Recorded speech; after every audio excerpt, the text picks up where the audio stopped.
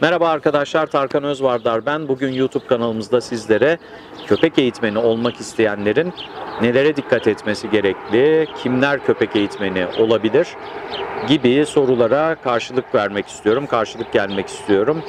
Son dönemlerde özellikle köpek eğitimi üzerine bilgi edinmek isteyen, tecrübe edinmek isteyen ya da bunu kendisine meslek olarak edinmek isteyen birçok insanla karşılaşıyoruz. Birçok kişi başvuruyor, kurslara başvuruyor bünyemizde veyahut da başkalarının bünyesinde kurslara dahil oluyorlar ve çok enteresandır ki bu kurslara başvurmak isteyenler aslında halihazırda çoğunlukla işi olan insanlar ve genellikle de iyi yerlerde, yüksek mertebelerde güzel işler yapan veyahut da iyi maaşlar veyahut da iyi paralar karşılığında çalışan insanlar, enteresan olan taraflardan bir tanesi. Tabii dışarıdan bakıldığı zaman olgu şöyle gözlemleniyor. Bu insanların çoğu kapalı mekanlarda, kübik sistemler içerisinde belli saatler arasında mesaiye bağlı olarak sürekli insan diyalogları ve insan ilişkileriyle götürdükleri işlerine gidip geliyorlar ve bu bir süre sonra insanlarda sürmenaj olmaları ve yaptıkları işten soğumaları, hayatlarını değiştirmek isteği gibi duygu durumlar yaratıyor anladığım kadarıyla. Ancak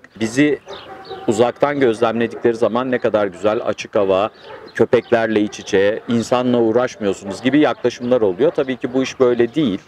Şöyle düşünmek gerekiyor. Tabii ki köpek eğitimiyle ilgili olduğunuz zaman mutlaka köpeğin sahibiyle de ilgili oluyorsunuz. Dolayısıyla da insanla da birebir bir ilişkiniz oluyor. Şu çok iyi anlaşılması gereken bir şey. Köpek eğitimi dediğimiz zaman sadece köpekleri sevmek, köpeklerle iyi vakit geçiren biri olmak yeterli olmuyor. Köpek eğitimiyle iyi bir şekilde ilgilenmek istiyorsanız, derin bir şekilde ilgilenmek istiyorsanız bir kere çok ciddi bir altyapıya sahip olmanız gerekiyor. Yani teorik bilgi edinmeniz gerekiyor. Herkes köpek eğitimiyle ilgilenebilir.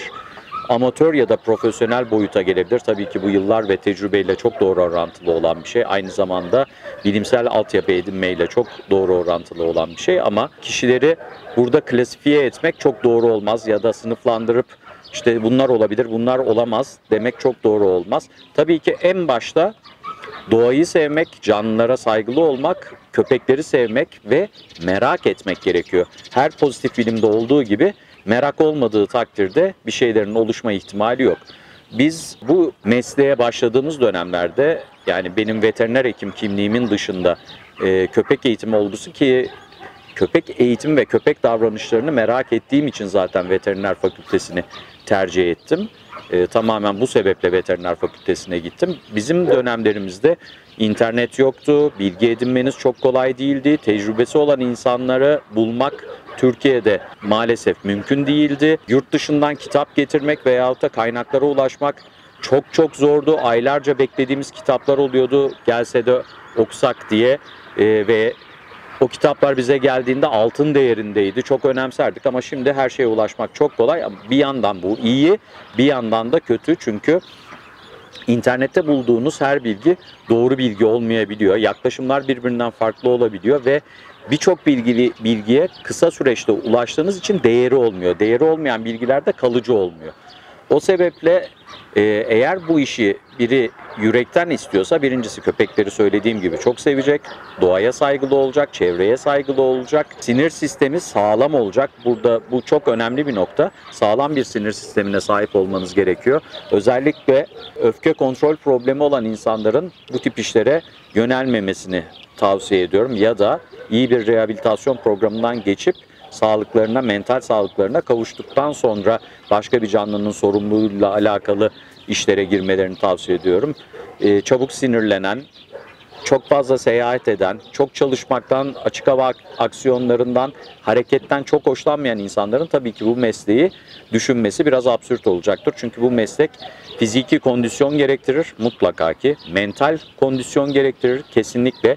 Tür dışı ilişkilerde toleranslı olmayı gerektirir. Çünkü diyalog kurduğunuz canlı sizin türünüzün dışında bir canlı. Aynı zamanda türdeş sosyalizasyonunuz ve türdeş ilişkilerinizin de düzgün olması gerekiyor. Yani köpeğin sahibine olguları düzgün izah etmek, yardımcı olmak, toleranslı olmak, yavaş yavaş adım adım seviyeli bir şekilde köpeğini kazanmaya yönelik ikna edici olmak çok önemli. Ama en önemli noktalardan biri iyi bir altyapıya sahip olmanız, yani ciddi bir teorik bilgi donanımı gerekiyor.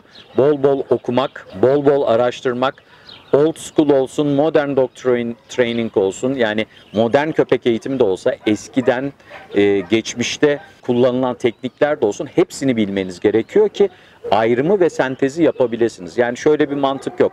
Geçmiş bilgiler tükaka, sadece yenilere yönelelim diye bir şey yok. Geçmişten de çıkarımlarınız olabilir ki benim tavsiyem, her bu köpek eğitimiyle ilgilenecek olan kişinin bütün mesleklerde olduğu gibi her şeyden bir çıkarım yapması ve kendi tekniğini sentezlemesi gerekmekte. Ama temelde dediğim gibi iyi bir donanım, bilimsel bir altyapınız olması çok önemli.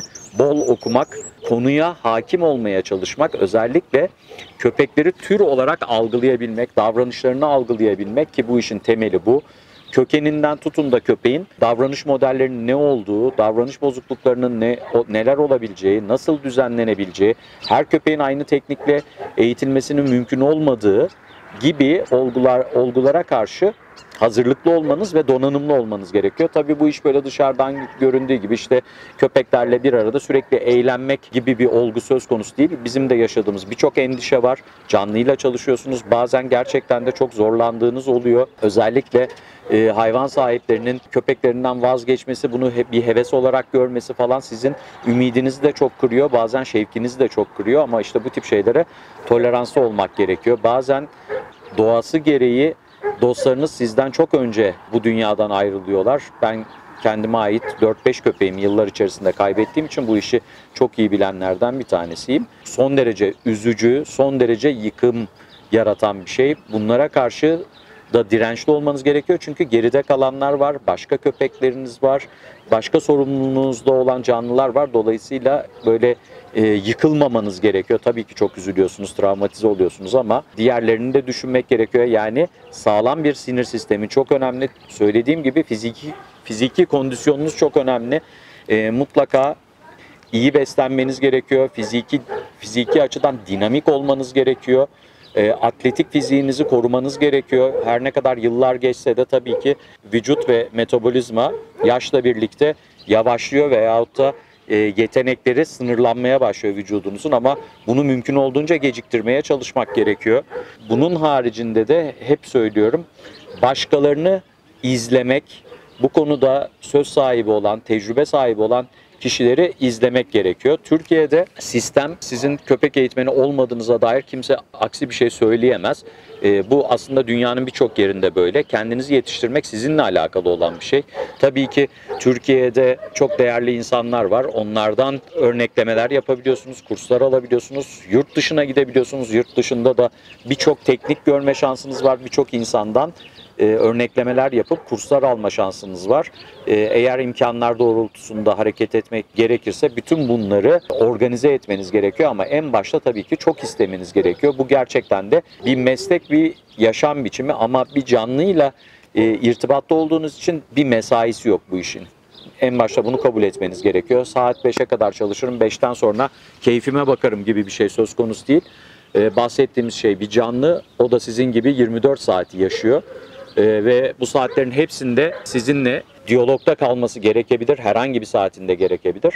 O nedenle belli bir mesainiz olduğunu düşünmeyeceksiniz. Her an mesainizin devamlılığı söz konusu olabilir. Ve şuna takılmayın, işte herkes bir sertifika peşinde koşuyor. İşte bir belge almak, işte herhangi bir yer açtığı zaman devlete karşı kendisini legalize etmek peşinde koşuyor.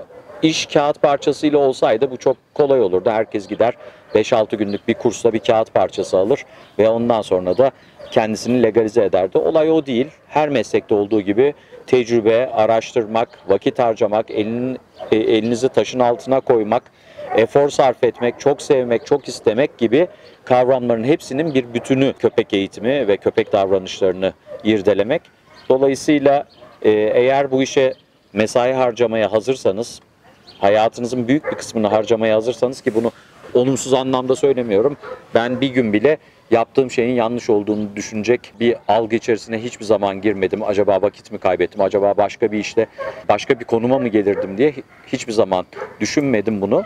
Ama Köpek eğitimi dediğiniz zaman bütün her şeyi optimalde bilmeniz gereken bir şey. Yani bu işin evet kısımları var. Sporlu programların kısımları var. Birinde daha iyi olabilirsiniz. Birini daha çok sevebilirsiniz ama eğer bu işi yapıyorsanız optimalde her şey konusunda fikrinizin olması gerekiyor. Ufak ufak her şeyi deneyimlemeniz gerekiyor. Buradan özellikle bu mesleği seçmek isteyen veyahut da buna heves duyan insanlar için söylüyorum. Eğer çok istiyorsanız ve kafanızda anlattığım şeyler oturuyorsa, taşlar yerine oturuyorsa bir an bile düşünmeyin. Bunda bir yaş sınırlaması da yok. İşte şu yaşta başlayabilirsiniz, bu yaşta başlayabilirsiniz diye bir şey yok. Benden daha büyük yaşta olan öğrencilerim var. Çok da mutlular köpeklerle bir arada olmaktan ve köpek eğitimi ve köpek davranışları konusunda her gün bir serüven yaşamaktan. Çünkü hepsi bir birey. Her gün karşınıza farklı farklı modeller çıkıyor. Birçok insanı tanımak gibi birçok köpeği tanıyorsunuz. Dolayısıyla da birçok köpeğin sahibini tanıyorsunuz. Aslında insan modelleriyle de tanışmış oluyorsunuz. Eğer bu işi çok istiyorsanız olayı kağıt parçası şeklinde yorumlamayın. İşte bir yer açıp ruhsat alabilmeniz için gerekli olan bir kağıt parçası olarak düşünmeyin. Bu işi tam manasıyla kavramak için gerçekten ciddi anlamda zamanınızı vermeniz gerekir. Bu işlerde süre değildir önemli olan. Yani birçok meslek grubunda ben işte 20 yıldır yapıyorum, sen daha 10 yıldır yapıyorsundur diye bir şey yok. Kaliteli zaman geçirmiş olan, kaliteli araştırma yapmış ve bu eğitim işinde veyahut da başka bir meslek olabilir, kaliteli bir şekilde tecrübe edinmiş olan önemlidir ve çok daha ön plana çıkar. İşte 20 yılı bomboş geçirmiş olabilirsiniz, 30 yılı bomboş geçirmiş olabilirsiniz. Bir kişi de 5 yılı çok dolu bir şekilde geçirmiş olabilir. Dolayısıyla eğer bu işi çok istiyorsanız yürekten bu işe girmeniz gerekiyor. Herkese yaş sınırlaması olmaksızın, herhangi bir cinsiyet sınırlaması olmaksızın herkesin bu işi severse, isterse ve katlanabilecekse bütün zorluklarına herkesin bir köpek eğitmeni olabileceğini düşünüyorum.